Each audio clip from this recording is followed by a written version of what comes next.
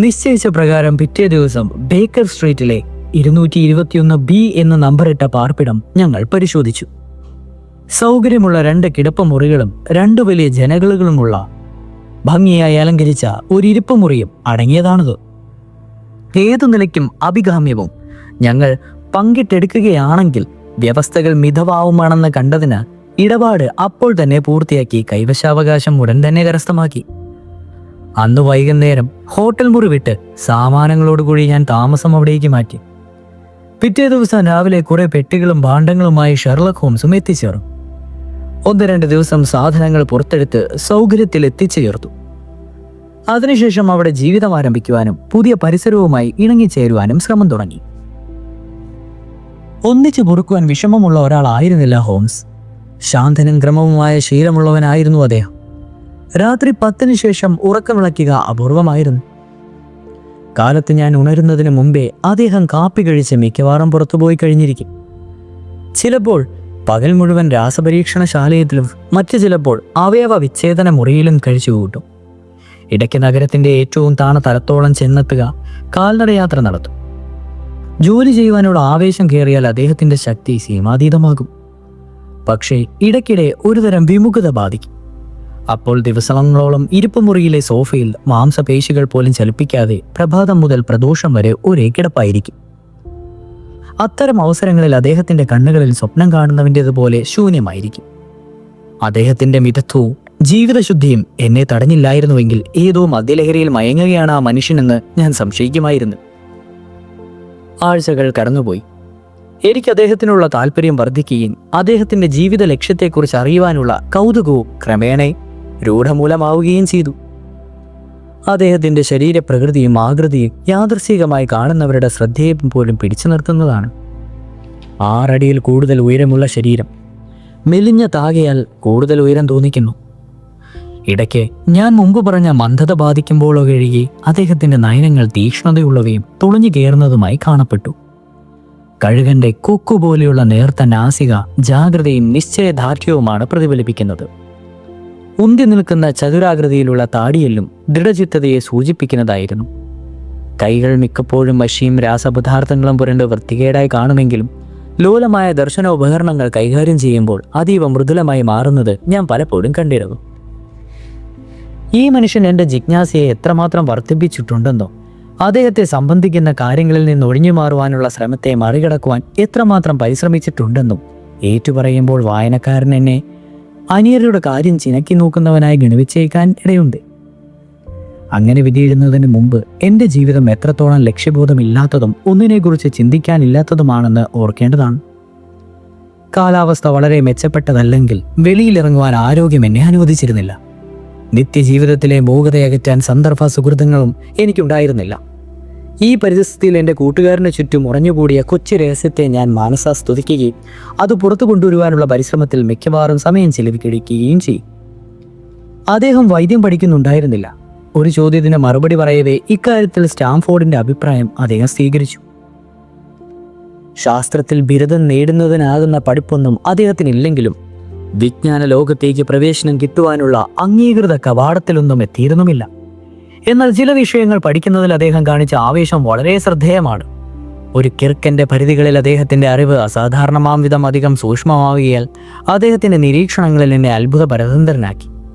വ്യക്തമായ എന്തെങ്കിലും ലക്ഷ്യം മുമ്പിൽ കാണാതെ ആരും ഇത്ര കണിശമായി അധ്വാനിക്കുകയോ ഇത്ര കണിശമായി വിവരം ശേഖരിക്കുകയോ ഇല്ലെന്നാണ് തീർച്ച. അടുക്കും ചിട്ടയുമില്ലാത്ത വായനക്കാർക്ക് തങ്ങളുടെ പഠനത്തിൽ ഇത്രത്തോളം പ്രസ്താവയോഗ്യമായ കൃത്യത ഉണ്ടാകാറില്ല. തക്കതായ കാരണമില്ലാതെ ആരും തന്നെ നിസാര കാര്യങ്ങൾ കൊണ്ട് പുണ്ണാക്കാറുമില്ല. അദ്ദേഹത്തിന്റെ വിജ്ഞാനം പോലെ തന്നെ അജ്ഞതയും ശ്രദ്ധേയമായിരുന്നു. സമകാലീന സാഹിത്യം, തത്വശാസ്ത്രം, രാഷ്ട്രീയം എന്നിവയെപ്പറ്റി ഒരു ചുക്കും അറിയില്ല. തോമസ് കാർലൈനെ ഞാൻ ഒരിക്കൽ ഉദ്ധരിച്ചപ്പോൾ നിഷ്പകടമായി അദ്ദേഹം ചോദിക്കുകയാണ് ആരാണ് അയാളെന്ന്, എന്താണ് അയാൾ ചെയ്തതെന്ന്. കോപ്പർനിക്കസിന്റെ സിദ്ധാന്തമോ സൗരയുധത്തിന്റെ ഘടകനയോ അദ്ദേഹത്തിന് അറിയില്ലെന്ന് സന്ദർഭവശാൽ മനസ്സിലായപ്പോൾ എൻ്റെ ആശ്ചര്യം 10 മടങ്ങ് വർദ്ധിച്ചു. ഈ 19-ാം നൂറ്റാണ്ടിലെ ഒരു പരിഷ്കൃത മനുഷ്യന് ഭൂമി സൂര്യന് ചുറ്റുകയാണെന്ന് അറിവില്ലെന്ന് പറഞ്ഞാൽ അതിൽ പരം വിചിത്രമായി ഒന്നും ചിന്തിക്കുവാൻ പോലും കഴിയുന്നില്ല. നിങ്ങൾ അമ്പരന്നതുപോലെ തോന്നുന്നു. എൻ്റെ അത്ഭുത പ്രകടനം കണ്ട് മന്ദസ്മിതം തൂകി അദ്ദേഹം പറഞ്ഞു. അതെനിക്കറിയാമെങ്കിൽ തന്നെ ഞാൻ മറക്കുവാനാണ് നോക്കുക. അത് മറക്കാനോ? നോക്കൂ, അദ്ദേഹം വിശദീകരിച്ചു. മനുഷ്യന്റെ തലച്ചോറ് പ്രാഥമിക അവസ്ഥയിൽ ഒഴിഞ്ഞ അറയായിരിക്കുമെന്നാണ് ഞാൻ കരുതുന്നത്. നിങ്ങൾക്ക് ആവശ്യമായത്ര സാമഗ്രികളെ അതിൽ നിറയ്ക്കാനാവൂ. ഒരു വിഡ്ഢിയാകട്ടെ കണ്ണിൽ കണ്ട ഉരുപ്പിടുകളെല്ലാം വാരി വലിച്ചു കൂട്ടുന്നു. തന്മൂലം തനിക്ക് ആവശ്യമുള്ള വിജ്ഞാനം അക്കൂട്ടത്തിൽ ഞെരുങ്ങിപ്പോകുന്നു. അല്ലെങ്കിൽ അവയെല്ലാം തലങ്ങും വിലങ്ങും കിടക്കുന്നു. അപ്പോൾ ആവശ്യമുള്ളത് എടുത്ത് കൈകാര്യം ചെയ്യുവാൻ വിഷമിക്കും. വിദഗ്ധനായ ഒരു ജോലിക്കാരൻ തൻ്റെ തലമണ്ടയിൽ ആവശ്യമുള്ളത് മാത്രം എടുത്തു വയ്ക്കുവാൻ ശ്രദ്ധിക്കും. തൻ്റെ ജോലിക്ക് ആവശ്യമായ ആയുധങ്ങൾ കൂടുതൽ ശേഖരിച്ച് അടുക്കിലും ചിട്ടയിലും സൂക്ഷിക്കും. ആ അറ ആവശ്യാനുസരണം വികസിപ്പിക്കുവാൻ കഴിയുമെന്ന ധാരണ തെറ്റാണ്. പുതുതായി അറിവ് കൂടുമ്പോൾ മുമ്പ് പഠിച്ചുവെന്നത് ചിലതെല്ലാം മറക്കേണ്ട ഘട്ടമുണ്ടാകും. അതുകൊണ്ട് ഉപയോഗമുള്ളതിനെ ഉപയോഗശൂന്യമായി തട്ടിമാറ്റാതിരിക്കുവാൻ നോക്കേണ്ടത് പ്രധാനപ്പെട്ട കാര്യമാണ്. പക്ഷേ സൗരയുദ്ധത്തെക്കുറിച്ചുള്ള അറിവ്, ഞാൻ പ്രതിഷേധ സ്വരത്തിൽ പറഞ്ഞു. അതറിഞ്ഞിട്ട് എനിക്കെന്ത് കുന്തമാണ്? അദ്ദേഹം അക്ഷമയോടെ ഇടയിൽ കയറി പറഞ്ഞു. നിങ്ങൾ പറയുന്നു നാം സൂര്യനെ ചുറ്റും കറങ്ങുന്നുവെന്ന്. നാമും ചന്ദ്രനും ചുറ്റും കറങ്ങിയാൽ പോലും അതെന്നെയോ എൻ്റെ പ്രവൃത്തിയോ തരിമ്പ് ബാധിക്കുവാൻ പോകുന്നില്ല. ആ പ്രവൃത്തി എന്താണെന്ന ചോദ്യം നാവിൻ തുമ്പിലെത്തിയെങ്കിലും അദ്ദേഹം ഇഷ്ടപ്പെടുകയില്ലെന്നപ്പോഴത്തെ ഭാവം കൊണ്ട് എനിക്ക് തോന്നി. ഞങ്ങളുടെ ഹ്രസ്വമായ ഈ സംഭാഷണത്തെപ്പറ്റി സ്വയം ചിന്തിച്ച് നിഗമനത്തിലെത്തിച്ചേരുവാൻ ഞാൻ കിണഞ്ഞ് പരിശ്രമിച്ചു. തൻ്റെ ലക്ഷ്യസാധ്യത്തിനാകാത്ത വിജ്ഞാനമൊന്നും ശേഖരിക്കുകയില്ലെന്ന് പറഞ്ഞുവല്ലോ. അതിനാൽ കരസ്ഥമാക്കുന്ന അറിവെല്ലാം ഉപയോഗപ്രദമായിരിക്കണം. അദ്ദേഹത്തിൻ്റെ കൂടുതൽ അറിയാമെന്ന് എന്നോട് പറഞ്ഞ വിവിധ കാര്യങ്ങൾ മനസ്സിൽ ഞാൻ തിട്ടപ്പെടുത്തി നോക്കി. പെൻസിലെടുത്ത് കുറിച്ചു വയ്ക്കുക തന്നെ ഉണ്ടായി. ആ രേഖ പൂർത്തിയായപ്പോൾ എനിക്ക് തന്നെ ചിരിയടക്കുവാൻ കഴിഞ്ഞില്ല. അതിപ്രകാരമായിരുന്നു: ഷെർലക് ഹോംസ്, അദ്ദേഹത്തിൻ്റെ പരിമിതികൾ. 1. സാഹിത്യ പരിജ്ഞാനം ഇല്ല. 2. തത്വശാസ്ത്ര പരിജ്ഞാനം ഇല്ല. 3.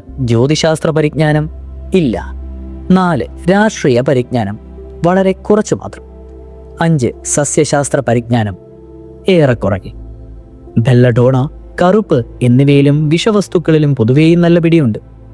കറുപ്പ് എന്നിവയിലും പ്രായോഗിക തോട്ടപ്പണിയിലും അറിവൊന്നുമില്ല. 6. ഭൂഗർഭശാസ്ത്ര പരിജ്ഞാനം പ്രായോഗികമല്ലെങ്കിലും പരിമിതമാണ്. വിവിധ തരം മണ്ണ് ഒറ്റ നോട്ടത്തിൽ തിരിച്ചറിയും. സവാരി കഴിഞ്ഞു വരുമ്പോൾ ട്രൗസറിൽ പറ്റിപ്പിടിച്ച പൊടിമണ്ണ് നോക്കി അതിൻ്റെ നിറത്തിൽ നിന്നും മട്ടിൽ നിന്നും അത് ലണ്ടന്റെ ഏതു ഭാഗത്തു നിന്നും പറ്റിപ്പിടിച്ചതാണെന്ന് പറഞ്ഞു തരും. 7. രസതന്ത്ര ശാസ്ത്ര പരിജ്ഞാനം അപാരം. 8. ശരീരശാസ്ത്ര പരിജ്ഞാനം സൂക്ഷ്മമെങ്കിലും ചിട്ടയില്ലാത്തത്. 9. സംഭ്രമജനക സാഹിത്യ പരിജ്ഞാനം വളരെയധികം. ഈ നൂറ്റാണ്ടിൽ നടന്ന ഏത് സംഭ്രമജനക സംഭവത്തിൻ്റെ വിശദ വിവരങ്ങൾ അദ്ദേഹത്തിനറിയാം. 10. വയലിൻ നന്നായി വായിക്കും. 11. നല്ല വടിപ്പയറ്റുകാരനും മൽപ്പിടുത്തുകാരനും വാൾപ്പയറ്റുകാരനുമാണ്. 12. ബ്രിട്ടീഷ് നിയമത്തിൽ നല്ല പ്രായോഗിക പരിജ്ഞാനവും ഉണ്ട്. പട്ടികയിൽ ഇത്രത്തോളം എത്തിയപ്പോൾ നൈരാശ്യത്തോടെ ഞാനത് തീയിലേക്ക് വലിച്ചെറിഞ്ഞു. ഈ കഴിവുകളെല്ലാം അന്യോന്യം ബന്ധപ്പെട്ടിരുന്നതിന് അതിന് തക്ക ജോലി ഇയാൾക്ക് എന്താണുള്ളത്? അതെന്ത് കടുപ്പിയും കണ്ടുപിടിക്കലാണ്. എൻ്റെ ശ്രമമെങ്കിൽ അതിൽ നിന്ന് ഉടൻ പിന്തിരിയുന്നതാണ് നല്ലത്, ഞാൻ സ്വയം പറഞ്ഞു. വയലിൻ വായനയിൽ അദ്ദേഹത്തിനുള്ള കഴിവിനെക്കുറിച്ച് ഞാൻ മുകളിൽ സൂചിപ്പിച്ചുവല്ലോ. വളരെ പ്രശംസനീയമെങ്കിലും അദ്ദേഹത്തിൻ്റെ മറ്റു പല കഴിവുകളെയും പോലെ കിറുക്ക് പിടിച്ചതായിരുന്നു ഇതു. വളരെ പ്രയാസമേറിയ ഗാനരംഗങ്ങൾ സൃഷ്ടിക്കുവാൻ അദ്ദേഹത്തിന് കഴിയുമെന്ന് എനിക്കറിയാം. കാരണം എൻ്റെ അപേക്ഷ അനുസരിച്ച് ഇഷ്ടപ്പെട്ട ചില ഗാനങ്ങൾ വായിപ്പിച്ച് കേൾപ്പിച്ചിരുന്നു. പക്ഷേ തനിയെ വിട്ടാൽ സംഗീതം ആലപിക്കുകയോ ഏതെങ്കിലും അംഗീകൃത സ്വരം പുറപ്പെടുവിപ്പിക്കുകയോ ഇല്ല. സായാഹ്നത്തിൽ ചാരുകസേരയിൽ കൂനിക്കൂടി കണ്ണുമടച്ച് വെറുതെ കമ്പി മീട്ടിക്കൊണ്ടിരിക്കും. ചിലപ്പോൾ രാഗങ്ങൾ ഉച്ചത്തിലും വിഷാദപൂർണവുമാകും. ഇടയ്ക്ക് അത്ഭുതാഹവും പ്രസന്നവുമാകും. അപ്പോൾ അദ്ദേഹത്തിൽ ഉണ്ടാവുന്ന ചിന്തകൾ അതിൽ പ്രതിഫലിക്കും. എന്നാൽ സംഗീതം ആ ചിന്തയെ സ്വാധീനിച്ചിരുന്നോ? അല്ലെങ്കിൽ അതൊരു വെറും വിഭ്രാന്തി ആയിരുന്നോ? എൻ്റെ ക്ഷമകെടുത്തുന്ന ഈ പരീക്ഷണത്തിനിടയിൽ അല്പം ആശ്വാസം പകരാനെന്നോണം ഒന്നിനു പുറകെ മറ്റൊന്നായി എനിക്ക് നഷ്ടപ്പെട്ട ഏതാനും ഗാനങ്ങൾ ധൃതി പിടിച്ച് വായിച്ചില്ലായിരുന്നുവെങ്കിൽ ആ മുഷിപ്പൻ രാഗാപലപത്തെ ഞാൻ എതിർക്കുമായിരുന്നു. ആദ്യത്തെ 1-2 ആഴ്ച ഞങ്ങൾ സന്ദർശകരാരും ഉണ്ടായിരുന്നില്ല. എന്നെപ്പോലെ ചങ്ങാതിമാരില്ലാത്ത ആളാണ് എൻ്റെ കൂട്ടുകാരനുമെന്ന് എനിക്ക് തോന്നിപ്പോയി. സമൂഹത്തിലെ പല വിഭാഗങ്ങളിലും പെട്ട അനേകം പരിചയക്കാർ അദ്ദേഹത്തിനുണ്ടെന്ന് താമസിയാതെ എനിക്ക് മനസ്സിലായി. അതിലൊരാൾ രക്തപ്രസാദമില്ലാത്ത മൂഷിക മുഖമുള്ള ഒരു കുള്ളനായിരുന്നു. മീൽ ലെസ്ട്രേഡ് എന്ന പേരിൽ എനിക്ക് പരിചയപ്പെടുത്തിയ ഈ മാന്യൻ ആഴ്ചയിൽ 3-4 പ്രാവശ്യം അവിടെ വരുമായിരുന്നു. ഒരു ദിവസം കാലത്ത് പരിഷ്കൃതമായി വസ്ത്രധാരണം ചെയ്ത ഒരു യുവതി വന്ന് 1/2 മണിക്കൂറിലധികം അവിടെ തങ്ങി. അന്നുച്ചയ്ക്ക് ശേഷം തലനരച്ച വടിവാണഭാക്കാരനായ ജൂതനെ പോലെയുള്ള ഒരാളും സംഭ്രാന്തിയോടെ വന്നു. അയാളെ പിന്തുടർന്ന് വേച്ചു നടക്കുന്ന ഒരു കിഴവിയും. മറ്റൊരവസരത്തിൽ വെളുത്ത മുടിയുള്ള ഒരു വയസ്സൻ മാന്യൻ എൻ്റെ കൂട്ടുകാരനുമായി കൂടിക്കാഴ്ച നടത്തി. ഒരിക്കൽ മിനുത്ത യൂണിഫോം ഇട്ട ഒരു റെയിൽവേ പോർട്ടറും വന്നു. ഇത്തരം ആളുകൾ വന്നാൽ ഷെർലക് ഹോംസ് വിശ്രമമുറിയിൽ നിന്ന് മാറി നിൽക്കുവാൻ എന്നോട് അപേക്ഷിക്കും. ഞാൻ കിടപ്പുമുറിയിലേക്ക് മാറും. ഇങ്ങനെ വിഷമിപ്പിക്കുന്നതിൽ അദ്ദേഹം എന്നോട് ക്ഷമായാചന ചെയ്യുമായിരുന്നു. എനിക്ക് ഈ മുറി എൻ്റെ ജോലിസ്ഥലമായി കൂടി ഉപയോഗിക്കേണ്ടി വരുന്നു, അദ്ദേഹം പറയും. ഈ ആളുകൾ എൻ്റെ കക്ഷികളാണ്. നേർക്കുനേരെ ഒരു ചോദ്യം ഉന്നയിക്കാൻ വീണ്ടും എനിക്ക് അവസരം കിട്ടിയില്ലെങ്കിലും സ്വകാര്യ ജീവിതത്തിൽ കൈകടത്തേണ്ടെന്ന ചിന്ത എന്നെ തടഞ്ഞു. അതൊക്കെ എന്നോട് പറയാതിരിക്കുവാൻ ഒരുപക്ഷെ അദ്ദേഹത്തിന് പ്രത്യേക കാരണം എന്തെങ്കിലും കാണും. എന്നാൽ അടുത്ത് തന്നെ അദ്ദേഹം ആ വിഷയത്തിലേക്ക് സ്വയം കടന്നുവന്ന് എൻ്റെ ആ സംശയങ്ങൾ ദൂരീകരിച്ചു. മാർച്ച് 4-ാം തീയതിയാണ് അതുണ്ടായതെന്ന് ഓർക്കുവാൻ പ്രത്യേക കാരണമുണ്ട്. അന്ന് സാധാരണയിൽ കൂടുതൽ നേരത്തെ ഞാൻ ഉണർന്നപ്പോൾ ഷെർലക് ഹോംസ് പ്രാതൽ കഴിച്ചു കഴിഞ്ഞിരുന്നില്ല. എൻ്റെ അമാന്തവുമായി പരിചയിച്ചു കഴിഞ്ഞ വീട്ടുടമ എൻ്റെ ഇരിപ്പിടം ശരിപ്പെടുത്തി വെക്കുകയോ എനിക്ക് കാപ്പി ഒരുക്കുകയോ ചെയ്തിരുന്നില്ല. മനുഷ്യർക്കുണ്ടാകുന്ന അകാരണമായ ഈർഷ്യയോടെ ബെല്ലടിച്ച് ഞാൻ തയ്യാറായി നിൽക്കുന്ന വിവരം അറിയിച്ചു. പിന്നീട് മേശപ്പുറത്തിരുന്നൊരു മാസിക വലിച്ചെടുത്ത് സമയം പൊക്കർ താളുകൾ മറച്ചു നോക്കി. അപ്പോൾ എൻ്റെ കൂട്ടുകാരൻ നിശബ്ദനായി അപ്പം നുണയ്ക്കുകയായിരുന്നു. ഒരു ലേഖനത്തിന്റെ തലവാചകത്തിൽ പെൻസിൽ കൊണ്ട് അടയാളപ്പെടുത്തിയ ഷേത്ത് കണ്ടപ്പോൾ സ്വാഭാവികമായി ഞാൻ അതിൽ കണ്ണോടിച്ചു. ജീവിത ഗ്രന്ഥമെന്നായിരുന്നു ആകാംക്ഷ ഉളവാക്കുന്ന അതിൻ്റെ തലക്കെട്ട്. നമ്മുടെ മുൻപിൽ കാണുന്ന ഏതിനെയും കൃത്യമായും ക്രമപ്രകാരവും പരിശോധിച്ചാൽ എത്രത്തോളം കാര്യങ്ങൾ ഗ്രഹിക്കാൻ കഴിയുമെന്നാണ് അതിൽ പ്രതിപാദിച്ചിട്ടുള്ളത്. വിവേകത്തിൻ്റെയും വിഡ്ഢിത്തത്തിൻ്റെയും മിശ്രിതമാണെന്ന് എനിക്ക് തോന്നിയത്. അതിലടങ്ങിയ യുക്തി അടുക്കും തീക്ഷ്ണതയും ഉള്ളതാണെങ്കിലും നിഗമനങ്ങൾ വക്രവും അതിശോക്തി കലർന്നതുമായിരുന്നു. മനുഷ്യന്റെ അന്തർഗതങ്ങളെ ഒരു നോട്ടത്തിൽ നിന്നാണോ മാംസപേശികളുടെ ചലനത്തിൽ നിന്നാണോ നിമിഷ നേരത്തെ ഭാവപ്രകടനത്തിൽ നിന്നോ അളന്ന് തിട്ടപ്പെടുത്താമെന്ന് ആ എഴുത്തുകാരൻ അവകാശപ്പെടുന്നു. നിരീക്ഷണത്തിലും വിശകലനത്തിലും പരിശീലനം സിദ്ധിച്ച ആൾക്ക് തെറ്റുപറ്റുക അസാധ്യമാണെന്നാണ് അയാളുടെ പക്ഷം. യൂക്ലിഡിന്റെ പല തത്വങ്ങളെയും പോലെ അയാൾക്കും അയാളുടെ രീതിയിലുള്ള ഓരോ മാർഗങ്ങളുണ്ട്. ഒരു തുള്ളി വെള്ളത്തിൽ നിന്ന് ആ എഴുത്തുകാരൻ പറയുകയാണ്, അറ്റ്ലാന്തിക സമുദ്രമോ നയഗ്ര വെള്ളച്ചാട്ടമോ കാണാതെ അതിൻ്റെ അസ്തിത്വം ഒരിക്കലും തർക്കശാസ്ത്രക്കാരന് ഊഹിക്കുവാൻ കഴിയും. അതുപോലെ എല്ലാ ജീവനും ഒരു വലിയ ചങ്ങലയുടെ കണ്ണികളാണെന്നും അതിലെ ഒരു കണ്ണി കണ്ടെത്തിയാൽ അതിൻ്റെ ആകെ പ്രകൃതം എന്താണെന്നും മനസ്സിലാകാം. മറ്റു കലകളെ പോലെ നിഗമന ശാസ്ത്രവും വിശകലനവും ദീർഘനാളത്തെ ക്ഷമാപൂർവമായ പഠനം കൊണ്ടേ സ്വായത്തമാക്കുവാൻ കഴിയും. അതിൽ ഔന്നത്യം പ്രാപിക്കാൻ ഒരു പുരുഷായുസ്സും തന്നെ പോരാതെ വരും. വളരെ വിഷമം പിടിച്ച പ്രശ്നത്തിന്റെ ധാർമ്മികവും മാനസികവുമായ വശങ്ങളിലേക്ക് കടക്കുന്നതിന് മുമ്പ് അന്വേഷണ കുതികളെ പ്രാഥമികമായ ചില പ്രശ്നങ്ങൾ വിജയപൂർവ്വം കൈകാര്യം ചെയ്ത് തുടങ്ങേണ്ടതാണ്. ഒരു മനുഷ്യനെ കാണുമ്പോൾ അയാളുടെ ചരിത്രം എന്താണെന്നും കച്ചവടമല്ലെങ്കിൽ ജോലി എന്തെന്നും ഒറ്റനോട്ടത്തിൽ തിരിച്ചറിയാൻ അയാൾ പഠിക്കട്ടെ. അത്തരമൊരു പഠനം നിസാരകാര്യമായി തോന്നിയേക്കാം. പക്ഷെ അത് നിരീക്ഷണ പാഠകത്തിന് മാറ്റുകൂട്ടുകയും എന്ത് നോക്കണമെന്നും എങ്ങനെ നോക്കണമെന്നും പഠിപ്പിക്കുകയും ചെയ്യും. ഒരാളുടെ നഖങ്ങൾ, കോട്ടിന്റെ കൈ, ബ്രൂട്ട്സ്, ട്രൗസർ, ചൂണ്ടുവിരലിന്റെയും പിൻവിരലിന്റെയും പരിപരിപ്പ്, ഭാവം, കുപ്പായക്കൈയുടെ കുടുക്കുകൾ എന്നിവയെല്ലാം അയാളുടെ ജോലി എന്താണെന്ന് വെളിപ്പെടുത്തുന്നതാണ്. ഏതെങ്കിലും കാര്യത്തിൽ എല്ലാം യോജിച്ച് കണ്ടാൽ കഴിവറ്റ ഒരു അന്വേഷണ കൗതുകെ പരാജയപ്പെടുത്തുകയില്ലെന്ന് തീർച്ചയാണ്. എന്തൊരു കഥയില്ലാത്ത ജൽപ്പനം! മാസിക മേശപ്പുറത്തേക്ക് വലിച്ചെറിഞ്ഞിട്ട് ഞാൻ ആക്രോശിച്ചു. ഇതിലും ശുദ്ധമായ ഒരു കൃതി ജീവിതത്തിൽ ഒരിക്കലും ഞാൻ വായിച്ചിട്ടില്ല. എന്താണത്? ഷെർലക് ഹോംസ് ചോദിച്ചു. എന്തെന്നോ, ഈ ലേഖനം തന്നെ.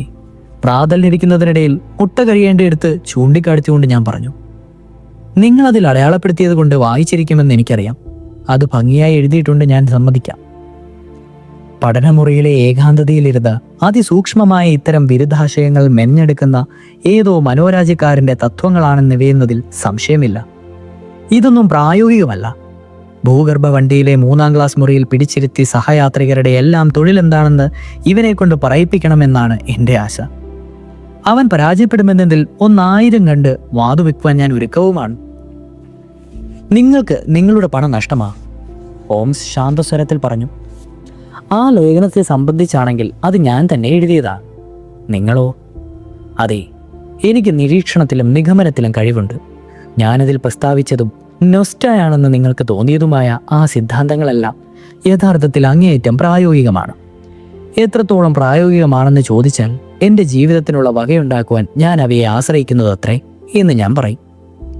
അതെങ്ങനെ? ഞാൻ ഓർക്കാപ്പുറത്ത് ചോദിച്ചു. ശരി, എനിക്ക് സ്വന്തമായൊരു ജോലിയുണ്ട്. ലോകത്തിൽ അത്തരത്തിൽ ഞാനൊരുത്തരേ ഉള്ളൂ. ഞാനൊരു കുറ്റാന്വേഷണ ഉപദേഷ്ടാവാണ്. അങ്ങനെ പറഞ്ഞാൽ നിങ്ങൾക്ക് മനസ്സിലാകുമോ എന്ന് എനിക്കറിയില്ല. ലണ്ടനിൽ നമുക്ക് ഗവൺമെൻറ്റുകളുടെ ധാരാളം കുറ്റാന്വേഷണന്മാരുണ്ട്. അനേകം സ്വകാര്യ കുറ്റാന്വേഷകരുമുണ്ട്. ഇവരെല്ലാം അപകടത്തിൽ ചെന്ന് ചാടുമ്പോൾ എന്നെ സമീപിക്കും. ഞാൻ അവരെ ശരിയായ മാർഗത്തിലേക്ക് തിരിച്ചുവിടുക തന്നെ ചെയ്യും. അവർ തെളിവുകളെല്ലാം എൻ്റെ മുമ്പിൽ നിർത്തിയാൽ സാധാരണഗതിയിൽ കുറ്റകൃത്യങ്ങളുടെ ചരിത്രത്തിൽ എനിക്കുള്ള പരിജ്ഞാനം വെച്ച് ഞാൻ അവരുടെ തെറ്റ് തിരുത്തി കൊടുക്കും. കുറ്റകൃത്യങ്ങളുടെ കാര്യത്തിൽ കുടുംബ ബന്ധനത്തിന് തുല്യമായ സാദൃശ്യമുണ്ട്. നിങ്ങളുടെ വിരൽത്തുമ്പിൽ അത്തരം 1000 കുറ്റകൃത്യങ്ങളുടെ വിശദാംശങ്ങൾ ഉണ്ടെങ്കിൽ 1001ാമത്തതിൻ്റെ കുരുക്കഴിക്കുവാൻ പ്രയാസമൊന്നും ഉണ്ടാവില്ല. ലെസ്ട്രേഡ് ഒരു മികച്ച കുറ്റാന്വേഷകനാണ്. പക്ഷേ ഒരു കള്ളരേഖയുണ്ടാക്കിയ കേസിൽ അയാൾ സ്വയം കുഴപ്പത്തിലാകപ്പെട്ടു. അതാണ് ഇവിടെ വരുവാൻ കാരണം. അപ്പോൾ മറ്റുള്ളവരും, അവരിൽ മിക്കവരെയും ചില സ്വകാര്യ കുറ്റാന്വേഷണ സ്ഥാപനങ്ങൾ അയച്ചതാണ്. അവരെല്ലാം ഓരോ തരം കുഴപ്പത്തിൽപ്പെട്ടവരാണ്. ചില കാര്യത്തിൽ അവർക്ക് വെളിച്ചം കിട്ടേണ്ടതുണ്ട്. അവരുടെ കഥ ഞാൻ കേൾക്കും, എൻ്റെ വിശകലനം അവരും. എന്നിട്ട് ഞാനതിൻ്റെ ഫീസ് വാങ്ങി കീശയിലാക്കും. നിങ്ങൾ ഉദ്ദേശിക്കുന്നത്, ഞാൻ പറഞ്ഞു, എല്ലാ വിശദ വിവരങ്ങളും നേരിൽ കണ്ടിട്ട് കുരുക്കഴിക്കുവാൻ കഴിയാത്ത കുഴഞ്ഞ പ്രശ്നങ്ങളിൽ ഈ മുറിയിൽ നിന്ന് പുറത്തു പോകാതെ പരിഹാരം കാണുമെന്നാണ്. തീർച്ചയായും അങ്ങനെ തന്നെ. എനിക്ക് അത്തരം ഒരു കഴിവുണ്ട്. ഇടയ്ക്കിടെ ചില സങ്കീർണമായ കേസുകൾ വരും. അപ്പോൾ എനിക്ക് അവിടെയൊക്കെ ഒന്ന് ചുറ്റിക്കറങ്ങി സംഗതികൾ എൻ്റെ കണ്ടുകൊണ്ട് തന്നെ കാണേണ്ടി വരും. എൻ്റെ പക്കലുള്ള നിരവധി പ്രത്യേക വിവരങ്ങൾ അവയിൽ പ്രയോഗിക്കും. അപ്പോൾ പ്രശ്നം അത്ഭുതകരം വിധം എളുപ്പമായി തീരും. നിങ്ങളുടെ വിമർശനത്തിന് പാത്രമായ ആ ലേഖനത്തിൽ പറഞ്ഞ നിഗമന നിയമങ്ങൾ പ്രയോഗിക്കുന്ന കാര്യങ്ങളിൽ എനിക്ക് വിലപ്പെട്ടതാണ്. നമ്മുടെ ആദ്യത്തെ കൂടിക്കാഴ്ചയിൽ നിങ്ങൾ അഫ്ഗാനിസ്ഥാനിൽ നിന്ന് വന്നതല്ലേ എന്ന് ഞാൻ ചോദിച്ചപ്പോൾ നിങ്ങൾ അമ്പരന്നതുപോലെ തോന്നി. തീർച്ചയായും അക്കാര്യം നിങ്ങളോട് ആരെങ്കിലും പറഞ്ഞിരിക്കും. അങ്ങനെയൊന്നും ഉണ്ടായിട്ടില്ല. നിങ്ങൾ അഫ്ഗാനിസ്ഥാനിൽ നിന്ന് വരികയാണെന്ന് എനിക്ക് മനസ്സിലായി. ദീർഘകാലത്തെ ശീലം കൊണ്ട് പെട്ടെന്ന് എൻ്റെ ചിന്ത ആ വഴിക്ക് സഞ്ചരിച്ചു. അനായാസമായി ഞാൻ ആ തീരുമാനത്തിൽ എത്തിച്ചേർന്നു. പക്ഷെ അതിന് ചില ചുവടൊക്കെയുണ്ട്. എൻ്റെ ചിന്ത പോയത് ഇങ്ങനെയാണ്. ഇവിടെ ഇതാ വൈദ്യരംഗത്ത് പ്രവർത്തിക്കുന്ന ആളെ പോലെയുള്ള ഒരു മാന്യൻ കണ്ടിട്ടൊരു പട്ടാളക്കാരനെ പോലെ തോന്നുന്നു. അപ്പോൾ ഇയാൾ തീർച്ചയായും ഒരു സൈനിക ഡോക്ടറായിരിക്കും. ഇയാൾ മുഖം കരുവാളിച്ചിട്ടുണ്ട് താനും. പക്ഷേ തൊലിയുടെ നിറം അതല്ലെന്ന് വെളുത്ത കൈകൊണ്ട് സൂചിപ്പിക്കുന്നു. അതിനാൽ ഇയാൾ അടുത്ത കാലത്ത് ഉഷ്ണമേഖലയിൽ നിന്ന് വന്നതായിരിക്കും. മുഖത്തെ ദൈന്യഭാവം, വിഷമതകളും സുഖക്കേടുകളും വളരെ സഹിച്ചതായി വിളറി ചോദിക്കുന്നുണ്ട്. ഇടത്തെ കൈക്ക് പരിക്ക് പറ്റിയിട്ടുണ്ടെന്ന് കാണുന്നു. അത് അനക്കാത്ത അസാധാരണ മട്ടിലാണ് വെച്ചിരിക്കുന്നത്. ഇംഗ്ലീഷുകാരനായ ഒരു സൈനിക ഡോക്ടർക്ക് ഉഷ്ണമേഖലയിൽ എവിടെ വെച്ചാണ് ഇത്ര വിഷമിക്കുവാനും മുറിവ് പറ്റുവാനും സാധ്യത? തീർച്ചയായും അഫ്ഗാനിസ്ഥാനിൽ വെച്ച് തന്നെയായിരിക്കും. ഇതൊക്കെ വഴിക്ക് വഴി ചിന്തിക്കുവാൻ ഒരു നിമിഷത്തിലധികം സമയമെടുത്തില്ല. ഉടൻ തന്നെ നിങ്ങൾ അഫ്ഗാനിസ്ഥാനിൽ നിന്ന് വരികയാണെന്ന് ഞാൻ അഭിപ്രായപ്പെട്ടു. അത് നിങ്ങൾ കേട്ടന്താളിച്ചു. നിങ്ങളുടെ വിവരണം കേട്ടാൽ സംഗതി എളുപ്പമാണെന്ന് തോന്നും. പുഞ്ചിരിച്ചുകൊണ്ട് ഞാൻ പറഞ്ഞു, എഡ്ഗർ അലൻ പോവിൻ്റെ ഡ്യൂപ്പിൻ എന്ന കഥാപാത്രത്തെയാണ് നിങ്ങൾ ഓർമ്മിപ്പിക്കുന്നത്. കെട്ടുകഥകളില്ലാത്ത ഇത്തരം വ്യക്തികൾ ജീവിക്കുന്നതായി എനിക്കിതുവരെ തോന്നിയിട്ടില്ല. ഷെർലക് ഹോംസ് എഴുന്നേറ്റ് പൈപ്പ് കൊളുത്തി.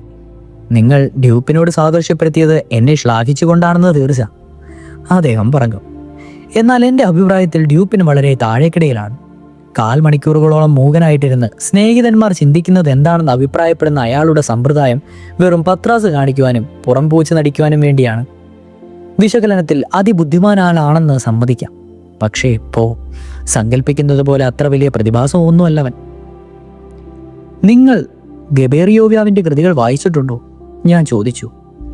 ലിക്കോക്ക് നിങ്ങൾ ഉദ്ദേശിക്കുന്നതിൽപ്പെട്ട കുറ്റാന്വേഷകനാണോ? ഷെർലക് ഹോംസ് പരിഹാസ സാധികമായ മറുപടി പറഞ്ഞു. ലീക്കോക്ക് പരമദയനീയനായ വങ്ക ശിരോമണിയാണ്. അല്പം കോപത്തോടെ അദ്ദേഹം പറഞ്ഞു. അവനെടുത്ത് പറയാവുന്ന ഒരൊറ്റ ഗുണമേ ഉള്ളൂ, അത് പ്രവർത്തനശേഷിയാണ്. ആ ഗ്രന്ഥം എന്നെ മടുപ്പിച്ചിരിക്കുന്നു. അജ്ഞാതനായ ഒരു തടവുകാരനെ എങ്ങനെ തിരിച്ചറിയുമെന്നാണ് അതിലെ പ്രമേയം. ഞാൻ 23 മണിക്കൂർ കൊണ്ട് അത് പരിഹരിക്കുമായിരുന്നു. അതിന് ലിഖോബ് 6 മാസമോ അതിൽ കൂടുതലോ സമയമെടുത്തു. ഒഴിവാക്കേണ്ട കാര്യങ്ങൾ എന്തൊക്കെയാണെന്ന് കുറ്റാന്വേഷകന്മാരെ പഠിപ്പിക്കുവാനുള്ള ഒരു പാഠപുസ്തകമാക്കുവാൻ അത് കൊള്ളാം. ഞാൻ ആരാധിച്ചു പോന്ന 2 കഥാപാത്രങ്ങളെ ഇങ്ങനെ നിഷ്കരണവും ചവിട്ടി മിതിച്ചതിൽ പരം നീരസം തോന്നി. ഞാൻ ജനാലയ്ക്കടുക്ക് നിന്ന് തിരക്കുള്ള റോഡിലേക്ക് നോക്കി. ഈ മനുഷ്യൻ വളരെ കൗശലമുള്ളവനാണെന്ന് തോന്നുന്നു, ഞാൻ സ്വയം പറഞ്ഞു.